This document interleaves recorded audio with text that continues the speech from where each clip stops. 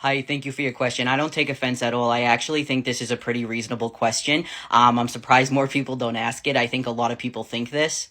And just as a forewarning, in this video, I will be discussing sensitive topics. So if anyone feels uncomfortable with that, this is not the video for you.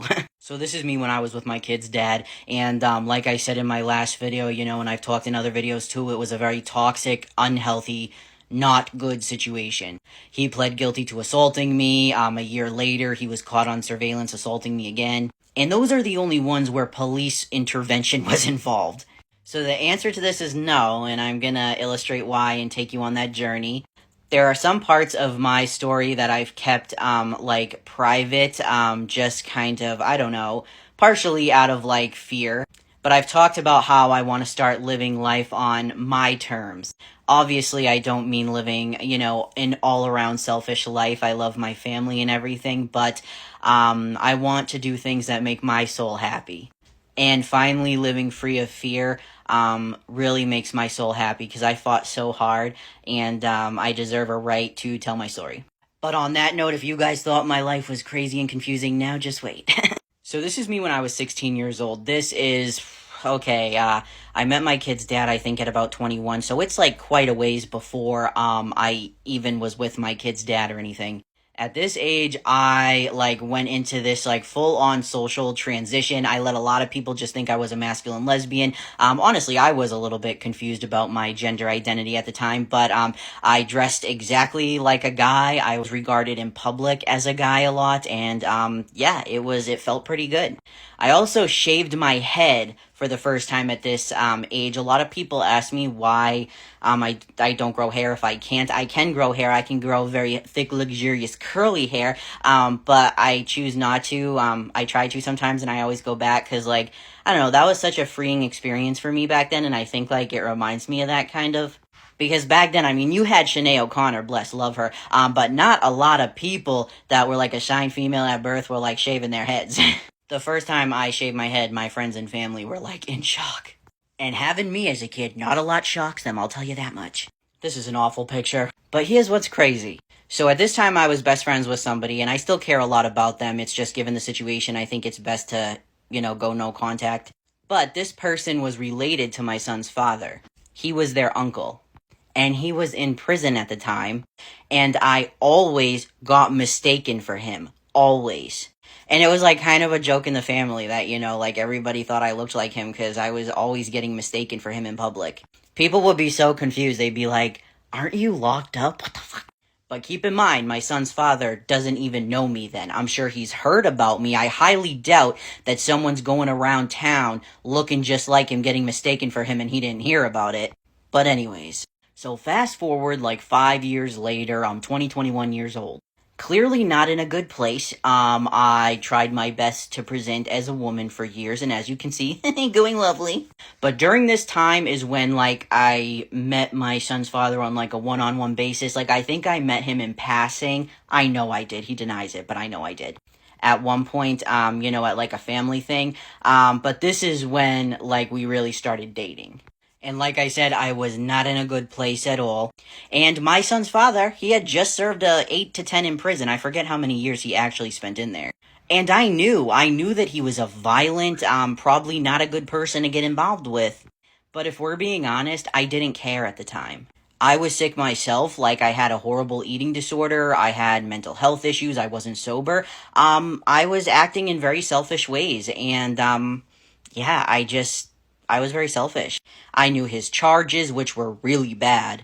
One of his charges was aggravated sexual assault, and that's, I can't say it on here, but that's pretty much one of the most serious charges you can get.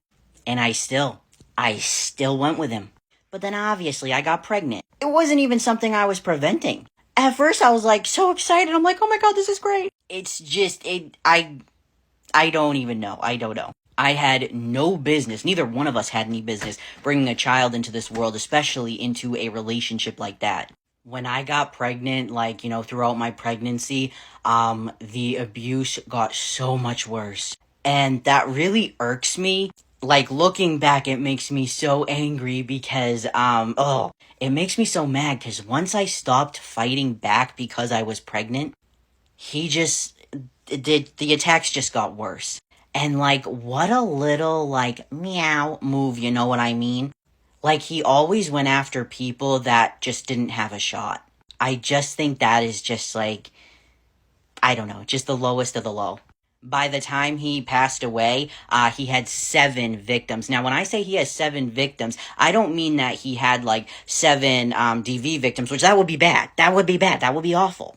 But he had 7 victims of violent crimes. Most of them very violent. Anyways, it took me a little bit, but when my son was about 6 months old, I finally got the balls to leave. I was gonna say the common sense to leave, but I'm not gonna say that. Because no matter how intelligent or well off somebody is, nobody is like, immune to becoming a victim of DV. And leaving those situations are so hard and so scary. But I did it. And as you saw in my last video, I graduated college, I've been sober 10 years, I've maintained employment, I graduated recovery, and I also medically transitioned. And I met my handsome husband, who's also a trans man. Now, keep in mind, I transitioned when my son was very young. He was, I think, 2.5 or 3. My husband and I alone, we've been married, I think 3 years now, and we've known each other for, at least 5. Well, before my husband and I got married, this is, before he moved in or anything, he was, right about to move in. I got a knock on my door. My husband was literally, 4 hours away at training. He hadn't graduated yet. There were 2 cops at my door, and they were asking about my ex. They told me he had been in some trouble, and they thought it was, drug-related. They asked if I knew anything about it. I didn't at the time, I didn't. By the way, I should just put a little insert in here. I fought years to keep my son away from his father, years for his safety. I faced 11 contempts because of it. I fought so hard. But he was awarded visitation. When I heard that, I went to the police department of the city he was, caught in. I found out he had multiple warrants out because he was on more than one high-speed chase. So I filed an ex parte motion for emergency custody. His response to this was to team up with a local church. All of a sudden, he's very Christian, amen. And to fight us on, who's a better fit for a household, better fit for a parent, because he's now teamed up with a church and he has decided that anything related to LGBT is wrong. And his goal was to prove that we were unfit parents on the grounds that we're trans men. Here's the kicker. He was trying to paint this image that I was severely mentally ill, and that was the motivation for my transition, that he had no idea that I struggled with gender identity issues. He 100% knew, how I dressed when I was 16 years old. At the very least, he thought that I was a masculine lesbian.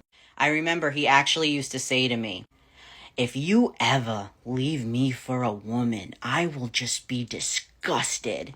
Everything had to have shock value, Well, I had actually gifted him with a lot of my clothes back from when, I was 16 and presenting masculine and stuff. And as you can see here, he tried to act like I was delusional and I was making it up. This is also a picture of me when I was 16 or 17 years old. Now, just pay close attention to the shirt. This is him and I on a date years later. Look familiar?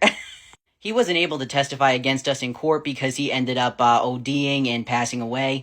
But if he did, I clearly don't think it would have gotten anywhere. But yeah, not only did my transition have nothing to do with my son's father, but he tried to act like that part of my life didn't even exist, and I always keep a paper trail.